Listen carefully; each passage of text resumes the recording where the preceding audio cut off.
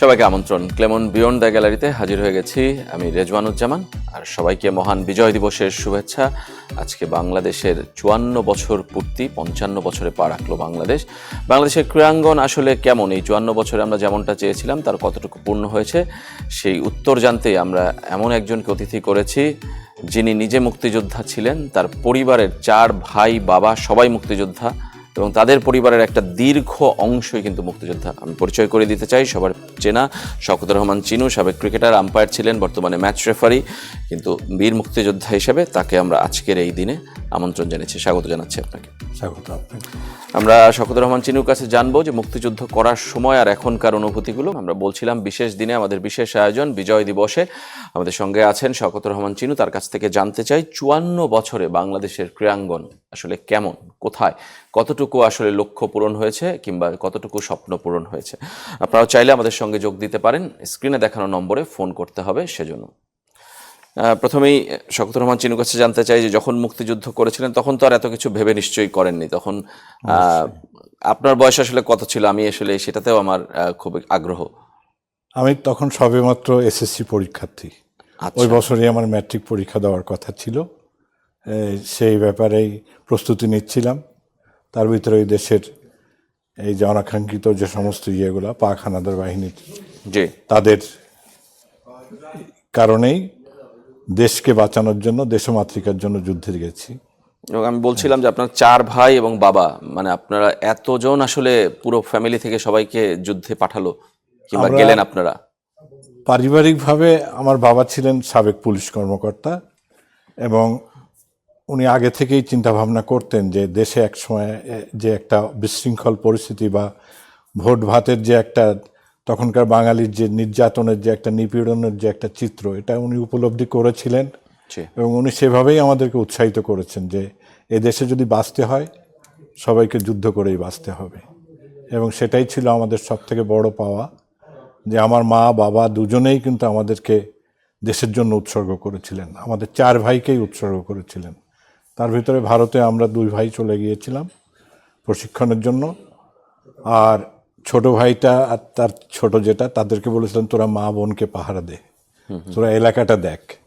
আর আমরা প্রশিক্ষণ নেওয়ার মূল উদ্দেশ্যটাই ছিল যে ভারত থেকে আমাদেরকে অস্ত্রশস্ত্র নিয়ে এসে দেশে যাতে আমরা শত্রুর মোকাবেলা করতে পারি। কেন তখন জনগণের ভিতরে যে চাহিদা ছিল, জনগণের যে আকাঙ্ক্ষা ছিল যে যুদ্ধ করব, কিন্তু যুদ্ধ করতে গেলে যে রসদ লাগে, যে গোলা বারুদ লাগে, আর্মস অ্যামুনিশন, সেটা কোথায় পাবো? সব কিছু তো গেরিলা যুদ্ধ দিয়ে তো দখল করা যায় না। তারপরেও আমরা প্রচুর জায়গা থেকে অস্ত্র উদ্ধার করেছি এবং অন্যান্য যারা রাজাকার ছিল বা তখনকার সময় যারা পাকিস্তানের পক্ষে যারা কাজ করেছে তাদের কাছে যে সমস্ত অস্ত্র ছিল সেগুলো আমরা গেরিলা যুদ্ধ করেই কিন্তু তাদের কাছ থেকে দখল নিয়েছি এবং অস্ত্রের সম্ভার বাড়িয়েছি। আচ্ছা।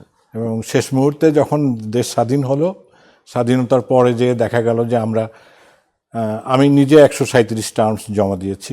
আচ্ছা। আমার ছিল তো সবে, আমি একটা প্ল্যাটুন কমান্ডার ছিলাম, আমার 30 জন মতন ছিল, যোদ্ধা ছিল, সহযোদ্ধা ছিল, 3 জন সেকশন কমান্ডার ছিল। বাট তাদের ভিতর থেকেও আমরা কিন্তু যুদ্ধের অর্জন শুধু যে আমরা শত্রু সেনাদেরকে সাথে মোকাবেলা করা, শুধু সেটা না, যদিও আমার মূল যুদ্ধ ছিল গেরিলা যুদ্ধ, গেরিলা যেটাকে বলা হয় যে হিট অ্যান্ড রান। কিন্তু সেখানে দেখা গেল যে আমরা এই যুদ্ধের এই ওয়ার পলিসিটা আমরা ফলো করিনি, আমরা রেগুলার আর্মির মতনই যুদ্ধ করেছি। কোনো জায়গায় কোনো পজিশনে গেলে, যুদ্ধে গেলে মনে হতো যেন যে এখান থেকে বিজয় নিয়েই ফিরতে হবে। ওই হিট করে রান করে বেরিয়ে আসবো সেটা হয়নি। এই যুদ্ধটা, এটা ছিল একটা আমাদের কাছে একটা আলাদা একটা বিনোদন। নিজে মারা যাব বা নিজের থেকে বিপদগ্রস্ত হব সেরকম কোনো ভাবনা কখনোই আসেনি। সেটা কখনোই আসেনি। তবে আজকে সবচেয়ে লাগে যে স্বাধীনতার 55 বছর পূর্তি উপলক্ষে 55 বছরে পা দিলাম আমরা সবে পা দিলাম। এখানেই আমাদের কষ্টটা, এখানেই যে 30 লক্ষ মা বোন শহীদ হলেন, 2 লক্ষ মা বোনের সম্ভ্রমহানির পর্যায়ে যে আমরা দেশটা এনেছি, এই দেশটাতে অনেক ত্যাগ, অনেক তিতিক্ষা, যাদেরকে আমরা শ্রদ্ধাভরে স্মরণ করি। আজকে বেঁচে আছি তাদের জন্যই, তাদের অনুপ্রেরণায় বেঁচে আছি। কিন্তু তাদের অতীত আত্মা আমাদেরকে বলতে পারবে যে আমরা আসলে কতটুকুন ভালোভাবে বেঁচে আছি। আমাদের প্রত্যাশাটা ছিল একটা অন্যরকম বাংলাদেশ, একটা দেশ হবে যে ধরনের, সেটা হয়তো অনেকটা আমরা সেভাবে হয়নি হয়নি মানে সেই আক্ষেপটা আপনার আছে। সেই আক্ষেপটা রয়ে গেছে। অবশ্যই, মানে এটা ওভারঅল পুরো বাংলাদেশ নিয়ে। আমরা যদি স্পোর্টসে একটু আসি, জি। যে আপনি নিজে খেলতেন, পরে খেলার সাথে নানাভাবে সম্পৃক্ত হয়েছেন, খেলাধুলা নিয়েও নিশ্চয়ই ভাবেন ঠিক একইভাবে যে বাংলাদেশ আসলে কোন জায়গায় আছে, কিভাবে থাকা উচিত ছিল। অবশ্যই খেলাধুলার ব্যাপারটা সব থেকে বেশি আমার কাছে একটা স্মরণীয় ঘটনা হয়েছিল যখন আমি অলরেডি ভারতের পাতিয়ালা থেকে, যেটা বিহারের ইয়ের থেকে আমি ট্রেনিংটা যখন শেষ করলাম, এটা ছিল সেপ্টেম্বর মাসের মাঝামাঝি। ট্রেনিং শেষ করে আমাকে যখন সাব সেক্টরে বর্ডারে পাঠানো হলো, যুদ্ধক্ষেত্রে পাঠানো হলো, 8 নম্বর সেক্টরের বয়রা সাব সেক্টরে যখন আসলাম, তখন আমার সাথে একজন প্রথিতযশা সাংবাদিক সেই সময়কার, জি উনি আমাদের মরহুম আতাউল হক মল্লিক, জি উনি আমার সাথে দেখা করতে কিভাবে খোঁজ নিয়ে উনি চলে গেলেন ক্যাম্পে, যে বলছেন যে চিনু, আমি তো আমার তো দায়িত্ব পড়েছে বাংলাদেশের ক্রিকেট টিমটা করতে হবে। তো তখন স্বাধীন বাংলা ক্রিকেট দল, যেটা স্বাধীন বাংলাদেশে একটা ক্রিকেট দল আমরা দাঁড় করাবো, রকিবুল সাহেব আসবেন, কে আসছে, তুর্য তো এখানে আছে, উনি একটা লিস্ট দিলেন। তখন আমি বললাম যে আতা ভাই, আমি তো অলরেডি আমার আর্মস অ্যামিউনিশন সব বরাদ্দ হয়ে গেছে, আমার একটা প্ল্যাটুন তৈরি হয়ে গেছে, আমি তো আজকে বা যে কোনো একটা সময় আমি মুভ করব, বাংলাদেশের অভ্যন্তরে চলে যাব। তবে আপনাকে আমি কথা দিচ্ছি, যদি আমি বেঁচে থাকি, আপনারা যদি দল তৈরি করেন, অবশ্যই আমি আসব, আপনারা ডাকলে আমি আসব। আর এই মুহূর্তে তো আমার তখন নেশা, অন্য নেশা, যুদ্ধটাই হলো আমার আসল, যে দেশ স্বাধীন করতে হবে, যুদ্ধের জন্য আমি তখন নিজেকে সেইভাবেই আমি উৎসর্গ করেছি। তারপরেও খেলাধুলা নিয়ে ভাবতাম না, চিন্তা করতাম না, সেরকম কিছু না। তখনও কিন্তু আমরা চিন্তা করতাম যে আসলেই তো একসময় এই বাংলাদেশে একটা ক্রিকেট দল হবে, এই যুদ্ধ প্রলঙ্গার হলে তখন তো আমাদেরকে সেভাবেই আগাতে হবে। এই জিনিসগুলো যেটা বলছিলাম যে আসলে সেই সময় বাংলাদেশকে খেলাধুলায় যেভাবে ভেবেছেন, এখন আসলে দাঁড়িয়ে কি মনে হয়? এখন মনে হয় আমরা যে অর্জনটা করেছিলাম স্বাধীনতার মাধ্যমে, দেশ স্বাধীনের পর আশা করেছিলাম যে বাংলাদেশের যে একটা নিজস্ব পতাকা, নিজস্ব সত্তা, খেলাধুলার ব্যাপারেও আমরা কিন্তু ওই যুদ্ধকালীন সময়ে কিন্তু আমরা দেখেছি যে বাংলাদেশের স্বাধীন বাংলা ফুটবল টিম গঠন হয়েছে। তখনও কিন্তু একটা আবেগ ছিল, উচ্ছ্বাস ছিল, বাঙালি জাতির ভিতরেও কিন্তু একটা বিশাল অনুপ্রেরণা হিসেবে কাজ করেছে খেলাধুলা। এবং আমাদের প্রত্যাশাও ছিল যে হয়তো একসময় আমরা খেলাধুলা একটা পর্যায়ে চলে যাব, এবং আমরা সেটা অর্জনও করেছি, অনেক কষ্ট হলে অর্জন করেছি। কিন্তু জিনিসটার ভিতরে আমি কিন্তু কোনো কনসিস্টেন্সি দেখতেছি না। এই জায়গাটাই আমার কাছে একটু লাগছে, যে খটকা লাগে, যে আমরা আজকে স্বাধীনতার 54 বছর পরেও আমাদের যেখানে থাকার কথা ছিল বাংলাদেশের ফুটবল, ক্রিকেট বা যে কোনো খেলাধুলায়, সেই জায়গাগুলো আমাদের অর্জনটা খুবই কম, বাট অর্জনের জায়গাটায় আমাদেরকে আরও মনে হয় স্মুথলি যাওয়া যেত। সেটা রাজনৈতিক কারণেই হোক বা ভৌগোলিক কোনো অবস্থানের কারণেই হোক, আর যে কোনো কারণেই হোক, এটাতে আমরা ব্যাকফুটে। মানে কারণটা আপনি বললেন যে রাজনৈতিক অথবা ভৌগোলিক, মানে ভৌগোলিক তো অবস্থা যে আমাদের শারীরিক গঠন বলি, খেলার আমাদের চর্চা বলি, সেই জায়গাগুলো তো আছেই। রাজনৈতিক কারণটা কেন? রাজনৈতিক কারণ হলো বিভিন্ন সময় আমাদের দেশের রাজনীতিক যারা সরকার পরিচালনা করেছে, তারা আসলে খেলার চেয়ে অন্যগুলোকে বেশি গুরুত্ব দিয়েছে, এরকম কি কিছু? এক্স্যাক্টলি, আমি সেটাই বলতে চাচ্ছি, যে এখানে যদি আমরা আমাদের সরকার বা যারাই যখন ক্ষমতায় এসছেন, তারা যদি স্পোর্টসটাকে নিয়ে যদি আর একটু পজিটিভলি যদি চিন্তা করতেন, যে আমরা স্পোর্টসটার দিকে আগাবো, এটার থেকে জাতি কিন্তু একটা নেশনের কিন্তু একটা বড় মূল ভিত্তি হচ্ছে খেলাধুলা। খেলাধুলার মূল লক্ষ্যই হচ্ছে হলো যে মূল্যবোধ, নীতি, নৈতিকতা, এই জিনিসগুলো তো আমরা তুলে দিতে পারিনি।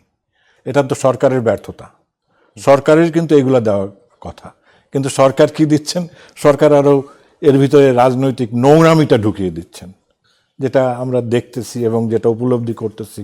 এখন ক্রিকেট বলেন, ফুটবল বলেন, আমাদের বাংলাদেশের খেলাধুলার চর্চার থেকে, প্রশিক্ষণের থেকে বেশি চর্চা হচ্ছে হলো যে অনৈতিক চর্চা এবং অনিয়মের চর্চা এবং নীতি নিয়ম বহির্ভূত যে সমস্ত জিনিসগুলো, এইগুলার চর্চাটাই বেশি আমরা উপলব্ধি করতেছি। সত্যিকারের ফেয়ার কোনো জিনিস যেটাতে বলা হয় যেমন ক্রিকেট ক্লিন খেলা, স্বচ্ছতার খেলা, সেখানে আমরা নোংরামির খেলা খেলছি।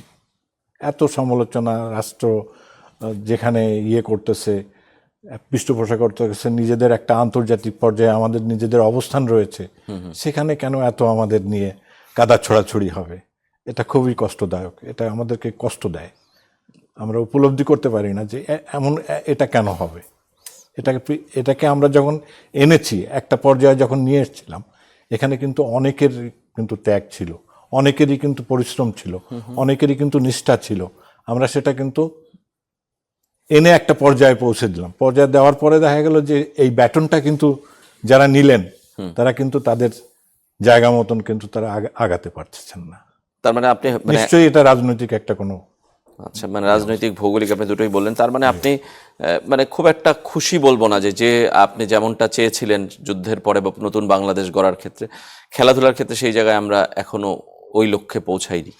আমি খুশি ঠিক বলবো না, খুশির বলতে গেলে আমাদের মনে হয় যে খুশি না মনের নিজের ভিতরে তো একটা আত্ম উপলব্ধি থাকে, যেটা হলো আমরা বলতে পারি যে আমাদের একটা অহংকার ছিল যে স্পোর্টসে আমরা একটা জায়গায় যাব, যেখানে আমরা পৌঁছাবো, আমাদের একটা লক্ষ্য ছিল। গোলটা কিন্তু আমরা অ্যাচিভ করেছি, কিন্তু সেই গোলটাকে যে ধরে রাখার জন্য যে ধারাবাহিকতাটা, সেটা আমরা কেন ধরে রাখতে পারতেছি না? এর পিছনের কারণগুলো মাঝে মধ্যে কষ্ট দেয়। নিজের দেশের একটা যে অর্জন যখন হয়, সেটা তো নিশ্চয়ই গর্বের ব্যাপার। এটা নিজের কাছে ভালো লাগবে না, দেশবাসীর কাছেও ভালো লাগে, বাট আমাদের ওই কষ্টটা যেখানে যে আমরা এটা তৃণমূল থেকে যেটাকে তুলে এনেছি, যেখান থেকে কষ্ট করে অর্জন করেছি আমরা, সেটা থেকে আমরা কেন আজকে ব্যাকফুটে চলে যাচ্ছি? আমাদের এই সমালোচনাগুলো থাকবে কেন? আমরা তো একটা ধারাবাহিকতার ভিতরে আসতে হবে। এই জায়গাটায় আমরা মনে হয় একটু পিছিয়ে আছি, সেখানেই আমার একটু ছোট্ট কষ্ট। মানে আর কোনো জায়গায় কি মনে হয় যে মানে আপনি রাজনৈতিক ভৌগোলিকের বাইরে যে আর কোনো জায়গায় কি মনে হয় যে আমরা আরো ভালো করতে পারতাম? জায়গাগুলোর ভিতরে যদি আমাদের বিশেষ করে প্রতিটা সেক্টরেই, প্রত্যেকটা জায়গাতেই আমাদের কিন্তু একটা আসা উচিত হলো নির্দিষ্ট একটা সিস্টেম ফলো করে। সিস্টেম বলতে এখন বায়োমেকানিক্স এসছে, খেলাধুলার বিজ্ঞানের যে স্পোর্টস সায়েন্স এসছে, সব জায়গাগুলোতে আমাদেরকে পর্যাপ্ত ব্যবহার করা। এই ব্যবহার জায়গাগুলো, প্রয়োগিক জায়গাগুলোতে আমাদের সেই ধরনের যোগ্যতা সম্পন্ন ব্যক্তি আছেন কিনা, যারা এটাকে পরিচালিত করতে পারেন এবং তারা এটা করতে পারছেন কিনা। যদি করে ফেলতো, তাহলে তো আজকে আমাদের বিকেএসপির দিকে মুখাপেক্ষি হতে হতো না। কোনো জায়গায় কিন্তু আমরা নাই, বিকেএসপিও কিন্তু এখন সেই পর্যায়ে নাই।